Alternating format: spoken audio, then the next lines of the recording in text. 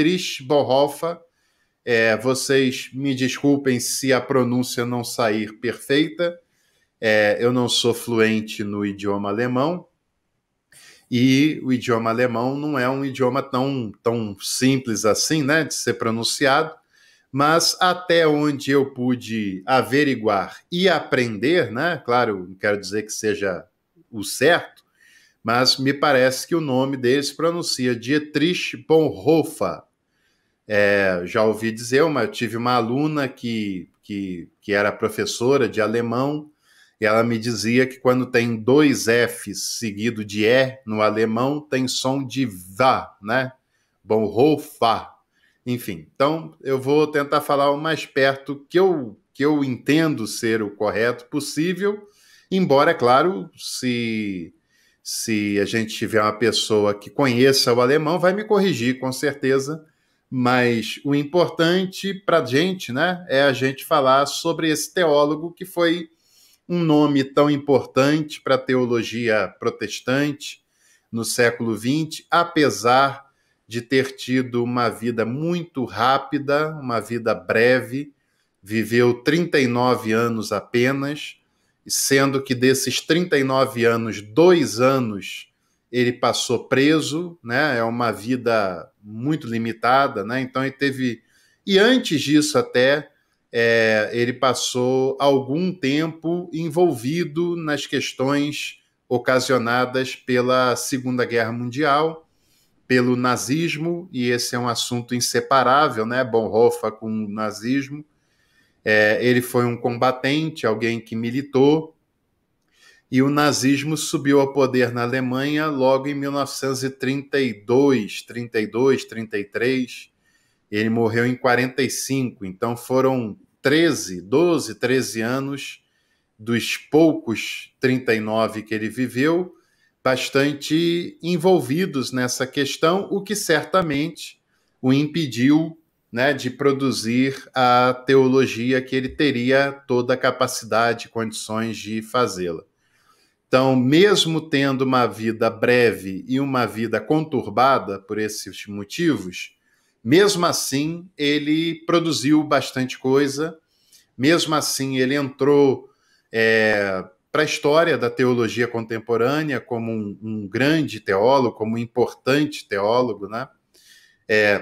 O Bonhoeffer, ele é mais do que o engajamento político e social que ele teve, embora esse seja um ponto extremamente importante na sua vida, e eu diria que extremamente importante para a teologia, porque nós somos seres políticos, nós somos seres sociais, isso está ao nosso redor, né? Estamos inseridos em contextos políticos e sociais, então não tem como, embora muitos tentem fazer, né?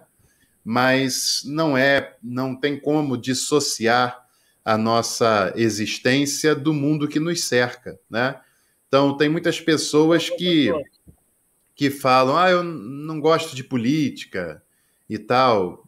Assim, você pode até não gostar de política, de querer conhecer os meandros, conhecer os temas, ser candidato político e tal, mas desprezar a política que nos envolve é um equívoco, né? Enquanto cidadão é um equívoco desprezá-la, enquanto pensador e pensadora de área de humanidade, incluindo a teologia, é um equívoco maior ainda, né? Maior ainda. É um assunto do qual a gente não tem muita escolha, né? Se quer ou não se envolver. A gente pode não ser militante, talvez, mas desprezar.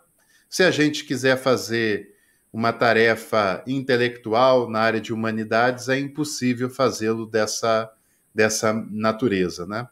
Por falar em Bonhoeffer, né, que vai ser o nosso tema, eu vejo aqui no Brasil, né, nas redes sociais, no YouTube, no qualquer rede social que você quiser, no Instagram, no Facebook e tal, um monte de gente assim falando de Bonhoeffer. Bonhoeffer foi um Marte, usando frase de Bonhoeffer e tal, e não sei o que lá. Assim, tudo bem, mas eu tenho a impressão de que a grande maioria dessas pessoas não tem noção de quem foi e do que fez o Dietrich Bonhoeffer.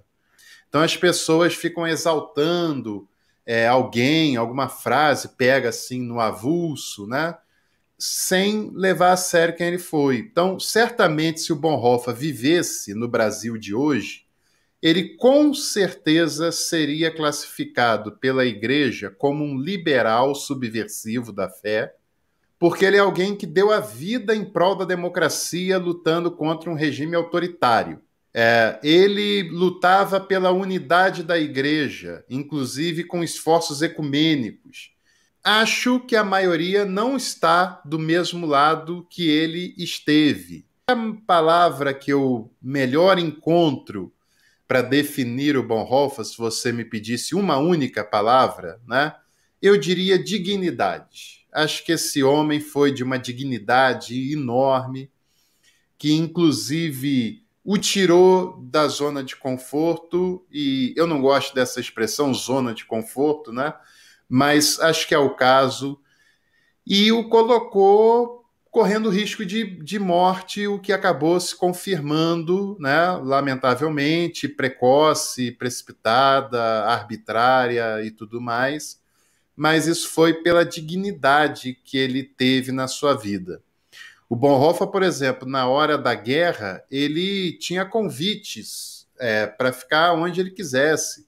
Ele tinha, inclusive, ele tomou a decisão de ir para a Alemanha lutar, estando ele nos Estados Unidos, tendo emprego na melhor instituição teológica dos Estados Unidos, tendo amigos que não queria que ele voltasse para a Alemanha. Mas ele é de uma dignidade tão eloquente que ele se consideraria, como ele mesmo disse, uma contradição ambulante de tudo que ele falava se ele ficasse de longe enquanto o circo pegava fogo lá no seu país de origem, né? Então ele sai até meio que escondido dos Estados Unidos, porque não queriam deixá-lo ir, mas aí ele deixa uma carta falando, olha, não posso ficar longe do meu país, do meu povo, da minha gente, no momento em que eles mais precisam de que todos estejam próximos para lutar contra esses desmandos todos que vão acontecendo lá e tal, né? Então, e é por isso, inclusive, que ele acaba sendo preso e executado anos depois, e ele poderia ter ficado de fora, mas a sua dignidade é algo notável, né? Porque, veja bem, hoje em dia tem muita gente que se posiciona apenas pela internet, né? Que até tem o seu papel, né? Até pode ser usado para mobilizar, fazer pessoas entenderem coisas, né? Unir vozes a causas importantes, etc. Mas não pode ser só aí, né? Não pode ser só por isso, tem que ser uma coisa concreta, de fato, tem que ser uma coisa vivenciada, de fato, né? Agora, deixa eu mostrar alguns livros para vocês. Eu acho que eu tenho quase todos em português, do Bonhoeffer, que não são tantos assim, né? Como eu falei, ele viveu menos de 40 anos. Aqui no Brasil, quem detém os direitos editoriais do Dietrich Bonhoeffer é a editora Sinodal, graças a Deus, né? Por quê? Por dois motivos. O primeiro, que a editora Sinodal é parceira do meu canal. Mas não é isso me alegra, me honra, mas não é esse o principal motivo, né? Mas é porque a editora Sinodal é uma editora ligada à Igreja Luterana, é da Igreja Luterana, né? E a Igreja Luterana, vocês já podem imaginar que tem muitos pastores, teólogos, pensadores que dominam o idioma alemão. Então, graças a Deus que as obras do Bonhoeffer, que eram alemão, de fala alemã, está numa editora que também domina o alemão, então isso faz a tradução ter muita credibilidade. Então, o primeiro livro que eu sugiro é esse daqui, que é o único que não é da Sinodal, não é dele, é sobre ele, né? Bonhoeffer, o Mártir, da editora Vida, que é uma editora conservadora, né? Tem umas coisas boas, tem outras nem tanto. Craig Slane, que foi se não me engano, teólogo norte-americano. É um livro razoável, tá? Eu acho que de 0 a 10 ganha aí um 5. Não é brilhante, não é excelente, tem uns pontos de vista controversos, mas tem um fundo histórico interessante, tal. Daria nota 5 para esse livro aqui. Vale a pena ler, vale a pena. Agora, os outros são dele, né? Vamos começar das 4 principais obras dele. 4 principais traduzidas para o português, né? Esse daqui, ó, que é o maior de todos no sentido de volume, que é Resistência e Submissão. Qual é a importância desse livro? Que, na verdade, não é um livro, é uma coletânea de cartas, né? Esse livro tem uma importância histórica enorme, porque é uma coletânea grande de muitas cartas que o Bonhoeffer escreveu enquanto ele esteve preso durante 2 anos, né, na Alemanha, entre 1943 e 1945. Então, nesse período, ele escreveu cartas para o seu melhor amigo, para os seus pais. Quando ele morreu, os pais eram vivos. Para sua família, para sua igreja, para sua noiva. Ele nem chegou a se casar, né? Ele era noivo. Enfim, em algumas dessas cartas você vai ver que tem um conteúdo pesado psicologicamente, né? Porque você imaginar que era um jovem que estava preso arbitrariamente, sem ter muita perspectiva de que sairia de lá, como de fato não saiu. Em alguns momentos ele demonstra confiança de que vai dar tudo certo, que ele vai sair e tal, não sei o quê. Em outros ele está praticamente certo de que aquilo não vai ter um desfecho positivo, que ele vai morrer, chega a escolher até a música do velório, entende? Então é uma coletânea de cartas que tem um peso histórico muito interessante por esses motivos todos que eu acabei de falar com vocês, né? Então, assim, é meio tenso ele escrevendo para os pais, né? Imagina a situação, né? Alguém nessa condição escrevendo para os pais. Enfim. Outra coisa é a ética. Outro livro é a ética. A ética foi até por conta dessas questões políticas, a ética foi um tema que foi muito trabalhado por ele, embora este livro ele não tenha tido a oportunidade de concluir. Esse livro ficou incompleto, né? Que ele morreu antes da conclusão. Então, essa é a outra 12ª edição, para você ver como já rodou esse livro, né? Um livro muito importante, A Ética, do Bonhoeffer. O outro é A Comunhão dos Santos. Vou botar para esse lado. A Comunhão dos Santos. Esse livro tem uma importância específica. Vocês vão vendo que a capa é igual, né? Só muda os nomes, que foi uma coletânea que a Sinodal fez recentemente. A Comunhão dos Santos foi um tema importante, que ele falou sobre eclesiologia, sobre igreja e tal, e foi num momento também importante, porque ele teve que escrever essa obra, esse tratado, para ter a sua licença como professor, né? Aí, uma coisa lá era fazer faculdade de teologia, outra coisa, um pouco além, era ter a licença para dar aulas. Era como se fosse mais um complemento, né? Aí ele estudou mais 1 ano e, para ganhar a licença, ele escreveu essa obra, Comunhão dos Santos. Também está aí em português traduzida. Essa daqui é uma das principais, que é o discipulado. O termo original era o preço do discipulado, que é onde ele trabalha a importância de ser discípulo, que para ele o discípulo é alguém que tem a sua vida toda comprometida, não é apenas uma adesão religiosa, não é apenas fazer parte de uma igreja, ir lá aos domingos, mas é alguém que tem a sua vida como um todo comprometida com a causa de Jesus, né? Ele diz aquela frase tão importante que é atribuída a ele sobre a graça barata, A graça barata não tem nada a ver com esse moralismo que as pessoas pensam no Brasil, né? Para ir para a igreja não pode cortar o cabelo, tem que usar saia, tem que isso, tem aquilo. Não, isso não é a graça que é cara, né? Porque a graça é graça mesmo. Mas para ele lidar com uma graça de modo barato, é a pessoa que é apenas um crente nominal, camarada que só vai lá na igreja uma vez ou outra, que até gosta lá de ouvir as músicas, de ouvir as pregações, mas no dia seguinte, na segunda-feira, ele é uma pessoa totalmente diferente daquilo que ele aprendeu lá, se é que aprendeu no domingo à noite. Então, assim, qual é a graça que não é barata, a graça que é valiosa? Que não é a graça pesada, é a graça valiosa. É aquela que me alcança e que eu compreendo o valor que ela tem.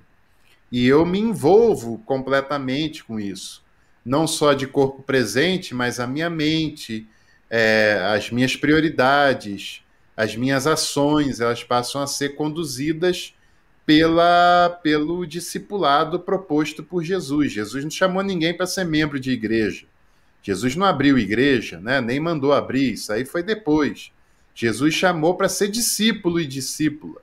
Discípulo é aquele que envolve a vida inteira, né? Entende? Então, como a gente deu o exemplo anterior, não é só o que discursa, não é só o que posta, é o que vive de fato aquilo, né? Enfim. E aí tem outros textos menores, né? Esse aqui é Vida em Comunhão, que é pequenininho, né? Tem 100 páginas, talvez. Deixa eu ver aqui. 107. São palestras, né? Que depois é transformado em livros. E o outro, que é esse daqui, deve ter mais uns 2 lá na Sinodal, que depois eu vou pedir, que é a Tentação. Esse é menorzinho ainda, esse não chega em 60 páginas. Então foram ensaios, né? Esses 2 principalmente, foram ensaios. Tem um outro que é Criação e Queda. São ensaios, né, que o Bonhoeffer faz e que depois acabaram por se tornar textos, né? Foram transformados em texto. O que acontecia muito com esses teólogos depois que eles alcançavam renome, o Barth também tem vários assim, né? O Tillich também. O livro mais conhecido de Paul Tillich no Brasil não era livro, na verdade, que foi o Introdução ao Pensamento Protestante, século XIX-XX, mas tem um outro que é até mais forte do que esse, que era o História do Pensamento Cristão, né? Essa História do Pensamento Cristão não era um livro do Paul Tillich, foi um seminário que ele deu durante uma semana. Teve alguém que gravou, né, com a sua autorização, é claro, e transformou em texto, né? Ainda bem, senão teria perdido isso, né?